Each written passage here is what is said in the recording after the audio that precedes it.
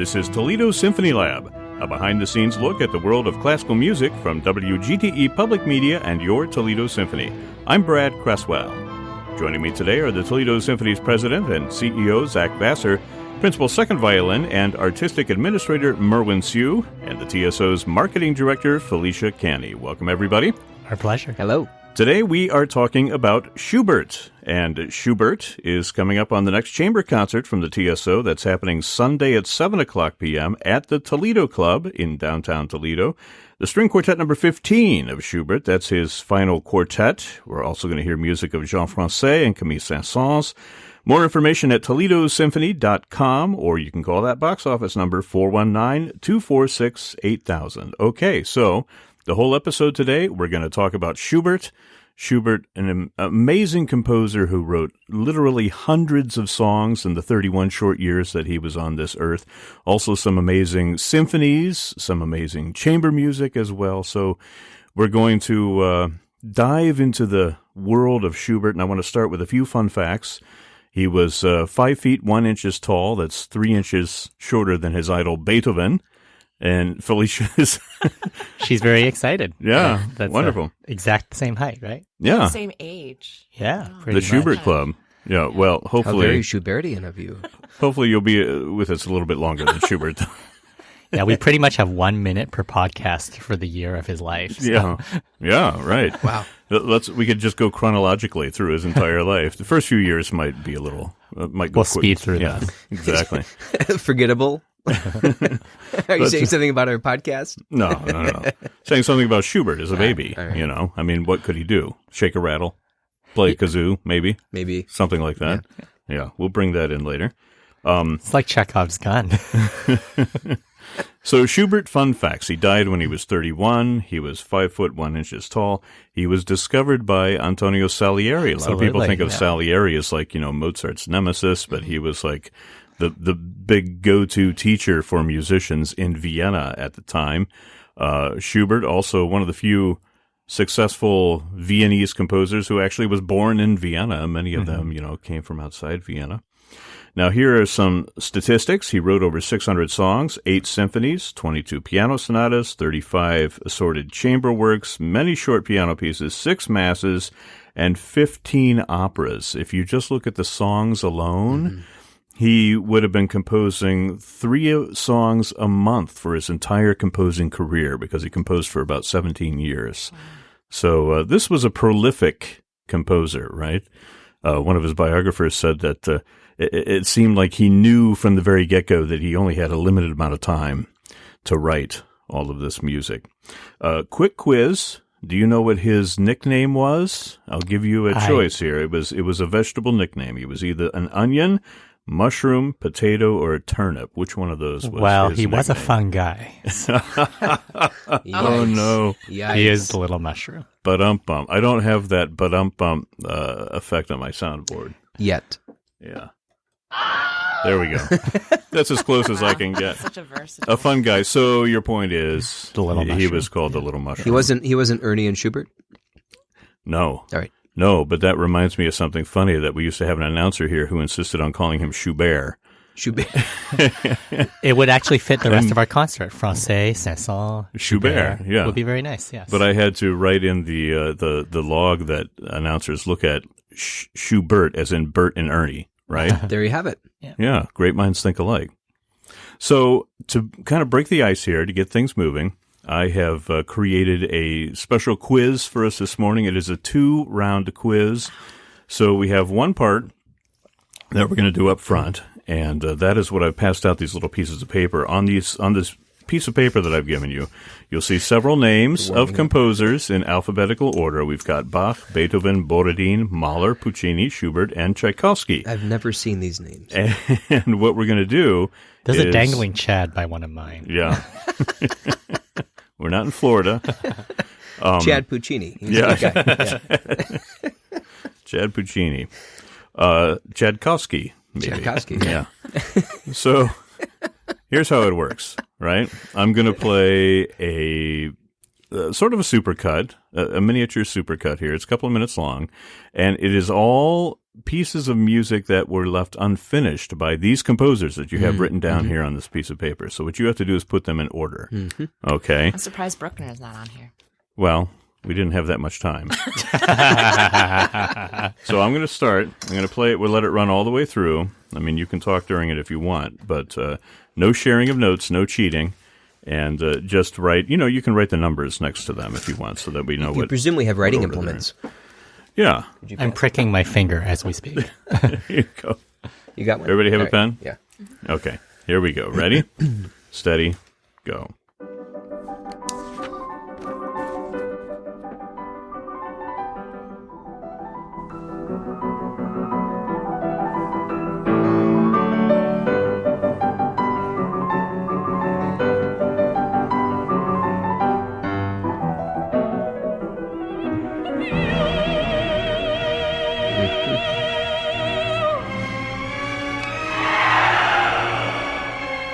Is that one of your sound effects?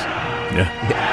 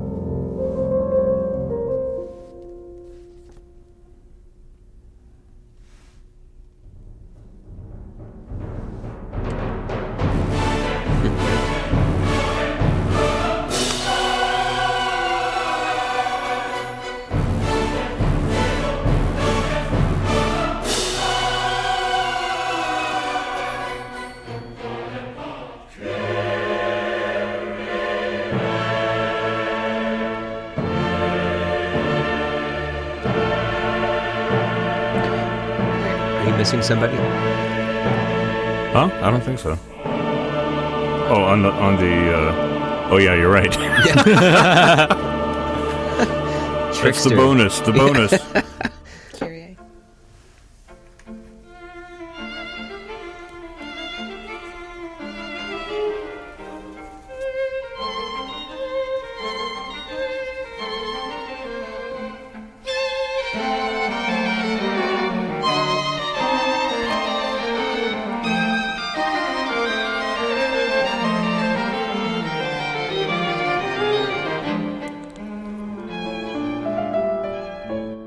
This is the last one.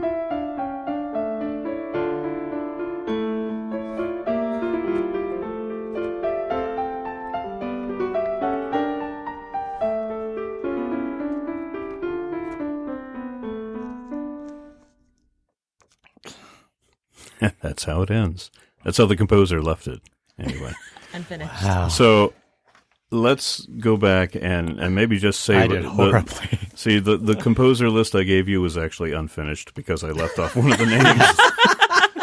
Not necessarily on purpose, but yeah, that's how it ended up. I thought it was appropriate. Can you tell me who Leopard also the unfinished composer was? Oh. Yes, Felicia? Mozart. Mozart. It was Mozart. I So, love how competitive you get. I so only Felicia, answer the things let's I go know. back. Let's go back, Felicia, and you list off the composers. Well, let me make sure that I've got this right. Yeah, okay. You list off the composers in order for me, please. Oh, gosh. Okay. Go ahead. Number 1, Beethoven. That's right. 2, Puccini. Keep going. 3, Mahler. Keep going. 4, Tchaikovsky. Oh, you got so close. Okay, Merwin, let's hear from you. I had 4 as Schubert. That's right. 5 is Borodin. I had 4 as Schubert. 5 is Borodin. 6 is Mozart. Right. Then 8 is Bach, and I'm skipping 7 because I think it's Mahler, but I think I'm wrong. Okay, Zach, one last chance. Your turn. Okay, so I think we got... He could change his answers right now. Sorry. So we're agreed through, right? So we have Yeah. 1 is He's Beethoven, president. 2 is Puccini, 3 is Mahler, 4 is Schubert, 5 is Borodin, 6 is Mozart, 7 is Tchaikovsky, 8 is Bach. Good job. Yeah, that's right. Can you name any of the pieces? I mean, we know we got the Mozart Requiem, right? Kyrie from the Requiem. We ended Yeah, with Art of there you Fugue. Art of the Fugue. Yeah. Art of Fugue, yeah, by Bach. Borodin, is that from Palavitsian? Yeah. Yep. Yeah. Velvetsian Dances from Prince Igor. I didn't realize that was unfinished. Yeah, he left Prince Igor unfinished, and it was finished by Rimsky-Korsakov and his friends, the opera. And Turandot also, Sure. the opera left unfinished. Now, what was the Mahler But not piece? finished by Rimsky-Korsakov. No, Mahler was Mahler's 10th. Yeah. What a gorgeous moment that was. Right. The Something first movement exists. That the Toledo Symphony is never performed. Wow. Not on one of our subscription series, but we actually have played it at the University of Toledo. Really? The whole thing? Just Yes. the first movement? I believe the whole thing. Cook? I'll have to finished check it? that. Yeah, Do you know what the version. Tchaikovsky piece was? That was a movement from a string quartet that he wrote. He never finished it. It was his first attempt to compose a string quartet. So, See what happens First when and you try new last. things? yeah, he didn't get very far. Well, Zach is the winner of that round. But He wait, piggybacked there's on all more. of our things. One of the fun facts that Standing on the shoulders He's of giants nodding is right what I'm now. thinking. one of the fun facts that I did not say about Schubert was that one of his favorite party tricks was to play his songs on a comb with paper in it. So it was like, an 18th century Viennese kazoo kind of thing, or early 19th century. So, Brad, I always carry a kazoo with me. I'm serious. I got it right here in my pocket. yeah, See? especially, Look. it's amazing because everybody has a kazoo with them this morning. Oh, no. Merwin, do you have a kazoo? I do, actually. Yeah. Yours is red. Wow. It's fancy. There's two things that you always want to bring into the world is a kazoo and clean underwear because you never know what's going to happen, right? Does one require the other? Not getting into that. But, we handed out kazoos. Everybody picked their favorite color. And so in the spirit of Schubert liking to play his songs on what was at the time pretty much a kazoo, we are going to continue with our unfinished quiz, but we're going to have an unfinished quiz. So see if I can make this as confusing as possible. Felicia's What's going to dying happen right now, is by the way. you're going to hear the first part of a well-known piece of music. It's going to stop, right? Like musical chairs stops, it's going to stop, and then you have to complete it on the kazoo. You have to play what the next part is. But this is a... Can we do a tutorial first? Well, yeah, I will give you an example, okay? No, I meant A how to- tutorial on how to play the kazoo? Okay, try to hum into First, it. you have to loosen your necktie. See if you can hum into it. I know I'm not trying to blow through it. But just hum. Now open your lips, put it in there. You did You it. got it. Okay. Try all again. right. Try again. That was really unnatural This feeling. is riveting radio Try- right now, try it ladies and again, yeah. gentlemen. This should be televised. There it is. Okay, now, here's an example. Listen up. I'm going to play the first part of a piece of music.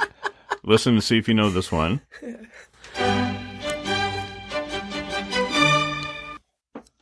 So, I will never be able Right? to respond to any of see, these. we'll try it. Try to play it. Wait. The nice thing is that Actually, I have to say you were wrong because that was not Mozart. That was PDQ Bach. Get it? I like So it. there are a few little twists and turns Very nice. here and there. I But just want this- everybody who's listening to know that Felicia is trying so hard. It's okay. Okay, keep going. Keep Is it- going. okay, here we go. So we're in the actual quiz now. I'm going to do 3 examples, and I'm going to assign them to each one of you to have to do this, so we don't have a kazoo free-for-all, right? And these are all by members of that first Viennese school, right? So we're talking Mozart, Haydn, and Beethoven. Beethoven right. also. So. Okay, Beethoven. so we're going do to start with you, Felicia. Oh my Okay, gosh. you ready? This should be pretty easy. Here's your clue.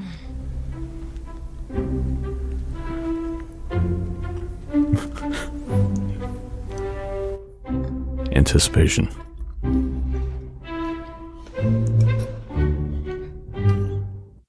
comes next?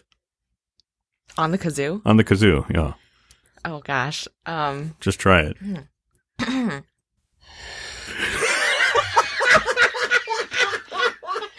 can't. Okay, everybody, all together. Here we go.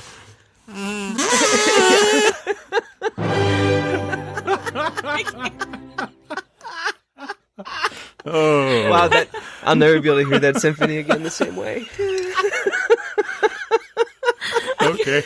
You know, he really wanted a surprise. He didn't want to sort of like... Silence. Just air blowing through a tube. I mean, it was edge of my seat drama. It really was. All right, Merwin, here's yours. Ready? Oh, I can't top that.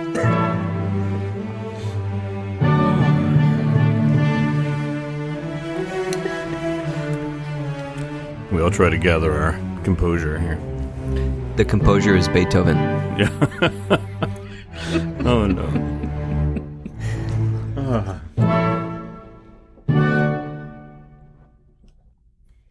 What's next?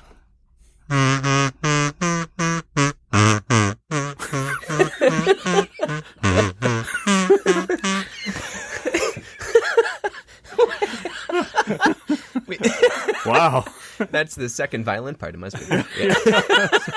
I was trying to do multiple I was voices. thinking, multiple voices. I was trying to do multiple yeah, voices. I heard it. The I heard kazoo it. isn't Gotcha, multiphonic. gotcha. Yeah. Tuvan throat kazoo, right? Exactly. Here we go. Slightly different key. He was playing the Canadian pitch. Yeah. Right.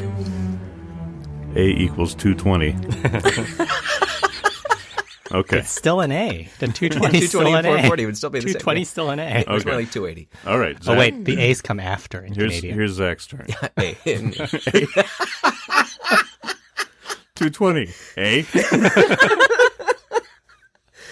Okay. heck. I hope that listeners are laughing at us too, because we're having a great time laughing at ourselves. Okay, They'll Zach. laugh at us.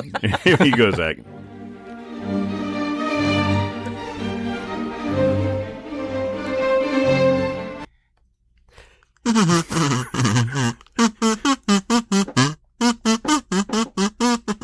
I can't get... Okay. Whoa. That's enough. Okay. Ready for the second round? It gets just a little bit harder because Can I do the second violin parts of those two? there are no violins in these parts. In wow, these, wow, yeah. wow. It just got really violent. Yes, something like that. There's a joke there somewhere. So, maintaining the spirit of Schubert kazooing his own songs, we are going to complete kazoo some of his songs. So if you know any of his songs, the great thing about Schubert's songs is that they're very strophic, right? They repeat a lot of things, so you may be able just to guess it without really knowing it, okay? Should we start with Felicia again? Sure. Here we go.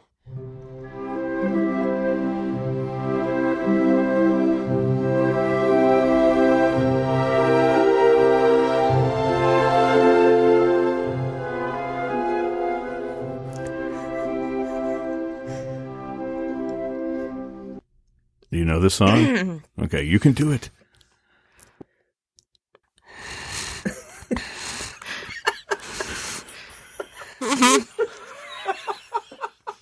Terrible.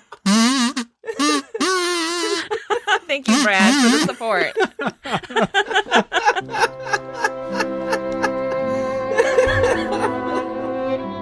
I guess there is a second violin part in this one. Okay, so we know that Ave Maria. Okay, Merwin, you're up. Here we go.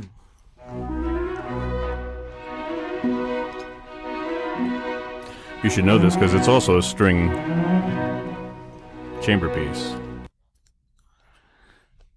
I'm not sure. I tried to speak into the kazoo.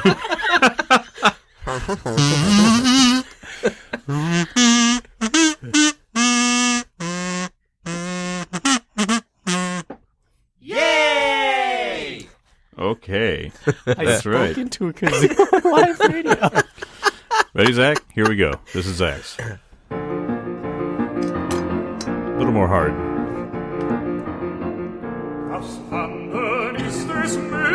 Sing.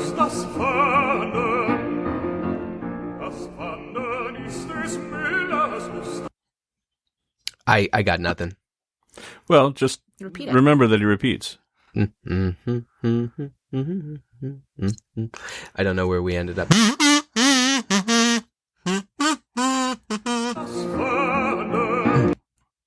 Okay. Which song was that? Das Wandern. Oh, I've got 3 more, but I think we should just call it 3 quits more? at this point. Yeah, because they get harder after this. can we get to Earl King? That'd be where I would feel good. With the galloping.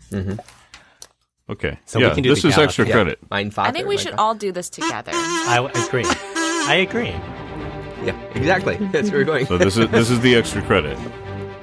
We all do it together. Oh, what comes next? Here we go. Felicia, your turn. Try it. I can't even. I know what's supposed to happen. I just can't do it. Oh, well, that was fun. Oh, I love We it. managed to waste almost the entire podcast. Well, you're going to edit Like this down, kazoo. right? I'm going to try. You're going to try. You take one of the most respected composers ever, and we obliterate his memory by kazooing through the entire idea. Yeah, but I think that, he did a lot of that himself during his own lifetime. He certainly had a lot of fun. What was the cause of Schubert's He death? couldn't play the kazoo. It's generally believed that This is he gonna be the died end of of me. syphilis. Oh, really? Yeah. I'm just amazed at how young he was and how, if he had lived longer, what could have come out of him. Yeah. Yeah. Well, I mean, consider the fact that if Beethoven had died at 31, we'd only have his first symphony. Oh, wow. That's as far as we would have gotten with Beethoven. So, yeah. I mean, what might have been with Schubert? And as prolific as he was, we could have had, 1,200 songs. Well, we talk a lot about, the pieces that the piece that we're playing is one of Schubert's late quartets. And we talk about that, thinking that, this is contemporaneous with Beethoven's late quartets. But, Schubert was basically the same age as Beethoven was when he was writing his early quartets. So, Right. So to sense that incredible maturity and the kind of the architecture of it, it's really, really amazing. Yeah. There Well, was, go ahead, sorry, Zach. I was just going to say that there was a point in, when I was first getting into music that I thought chamber music was dull and boring and didn't have the great breadth of the sound of a full symphony. And I remember I was in college and somebody gave me a copy of Death and the Maiden, and it just shook me. And I remember feeling like, how is this sound coming from just 4 instruments? And then I started looking at the rest of his quartet repertoire, and he got it so good. And then you go into the quintet, which is symphonic in its own way, adding another cello. Yeah. It's a sort of thing that just seems remarkable, and you have to stop and just accept it, because if you think about it for too long, it will annoy you with its perfection. Yeah. Well, the most amazing thing about the score is it's Prince, written from the Prince wrote 20th. Is that Prince wrote it? It was at the time, before he was just using the symbol. Just a symbol, yeah. So on the score, it mentions that it's written from the 20th to the 30th of June in 10 days. 1826. It's just Yeah. stunning that it is, and it's probably one of, if not the most difficult piece that's commonly toured. I mean, there's more difficult quartets, but in terms of quartets that are in the standard repertoire, this is probably as difficult as it gets, which is one of the reasons that we've played it so seldom on this chamber series. We're talking about 887. 887, yes. So I remember reading in Gramophone magazine that they were trying to figure out what is Schubert's greatest work. And interestingly enough, I don't remember who wrote the article, but they put this as his greatest achievement. Now, mind you, he wrote a symphony called The Great, right? Yeah. So it's kind of amazing to think about, and how great the rest of his quartets were. Well, another thing that people don't necessarily know about Schubert, unless they've read about him or studied about him, is that the majority of his works were not published until after his death. Yeah. A lot of music was not even discovered until many years after he died, because his brother Ferdinand had a lot of his music and let it out a little bit at a time. He gave his unfinished symphony to another friend who, as far as we know, may have lost half the symphony and just turned in what he had left, and that's why it's unfinished. I mean, there are a lot of different theories as to why that symphony was left with only a couple of movements. But and a lot of his works were discovered later and brought to light. Robert Schumann discovered one of his symphonies. Arthur Sullivan of Gilbert and Sullivan found some of the music for the play Rosamunde, which is very well known nowadays. So a lot of this music in Schubert's time was not really known. He never actually heard a professional performance of any of his symphonies. Yeah. He heard like a high school level orchestra performance of symphonies 1 through 6. Of course, he wrote those when he was quite young.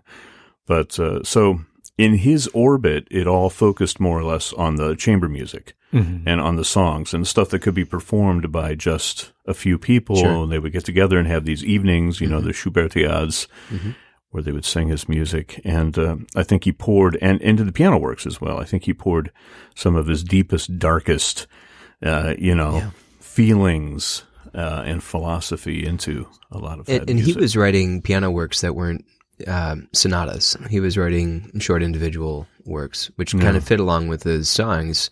And that kind of started this romantic sense of just writing piano music for the sake of writing piano music without writing three other movements.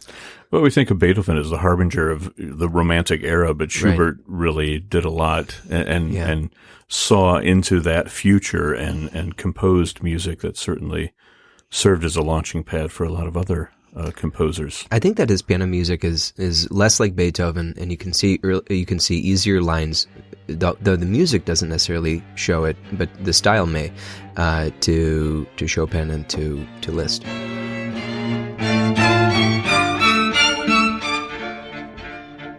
Okay. Well, I think that brings it to a close. We sort of just scratched the surface of Schubert. Again, the concert is Sunday at 7 o'clock p.m. at the Toledo Club, the Schubert String Quartet No. 15, alongside music by Jean Francais and Camille Saint-Saëns. More information at toledosymphony.com or 419-246-8000.